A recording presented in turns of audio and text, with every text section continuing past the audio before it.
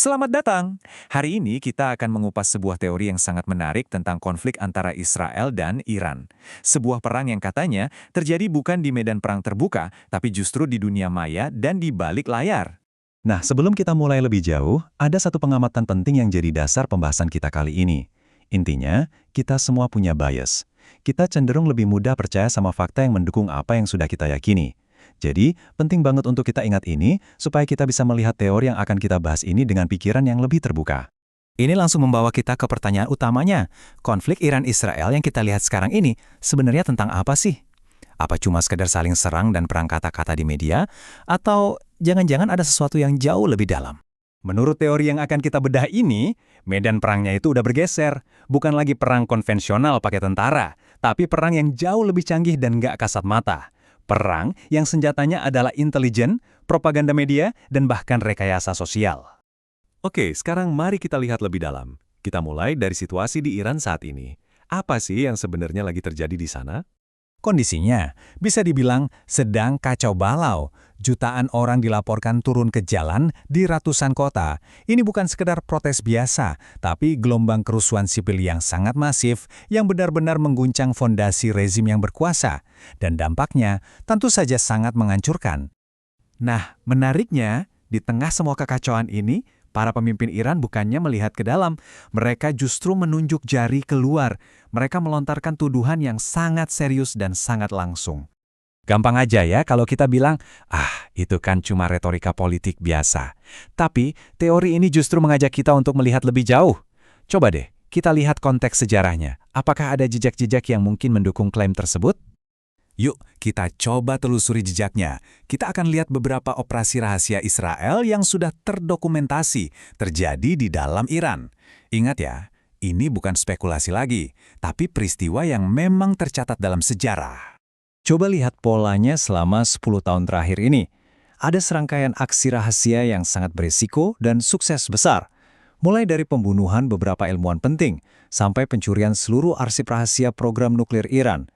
Ini nunjukin satu hal, mereka punya kemampuan operasional yang sangat dalam di wilayah musuh.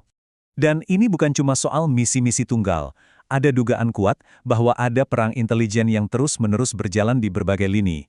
Jaringan mata-mata, dukungan untuk oposisi, serangan cyber, ini adalah pertarungan tanpa henti yang terjadi di balik layar.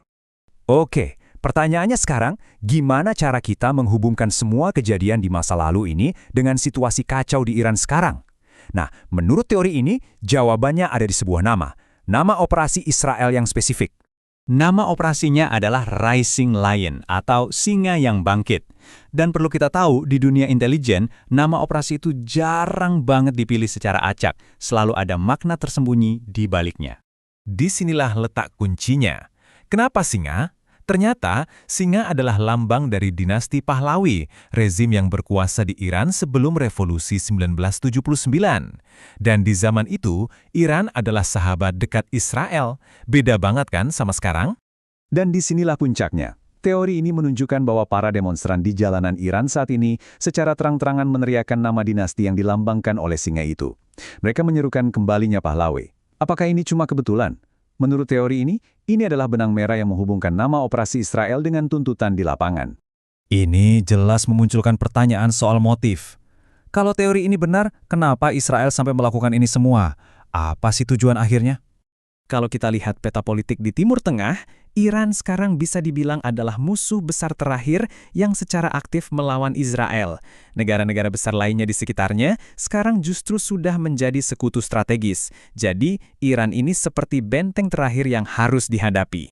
Selain itu, Iran adalah sponsor utama bagi kelompok-kelompok militan seperti Hizbullah dan Hamas, yang jadi ancaman langsung bagi Israel. Iran yang mendanai, Iran yang mempersenjatai. Jadi logikanya kalau dukungan dari Iran ini terputus, kekuatan kelompok-kelompok ini akan sangat melemah. Jadi, tujuan akhir yang coba digambarkan oleh teori ini adalah sebuah perombakan total peta kekuatan di Timur Tengah. Sebuah langkah super ambisius yang jika berhasil akan mengubah wajah politik di kawasan itu untuk selamanya. Jadi, kesimpulan utamanya adalah apa yang mungkin sedang kita saksikan ini adalah sebuah cetak biru untuk jenis perang yang baru. Perang di mana pertarungan untuk merebut hati dan pikiran masyarakat sama pentingnya dengan pertarungan di darat. Dan kita tutup pembahasan teori ini dengan sebuah pertanyaan untuk Anda renungkan. Jika kekacauan internal sebuah negara ternyata bisa direkayasa dari luar, apa artinya itu bagi masa depan kedaulatan sebuah bangsa? Bukan cuma Iran, tapi juga kita semua.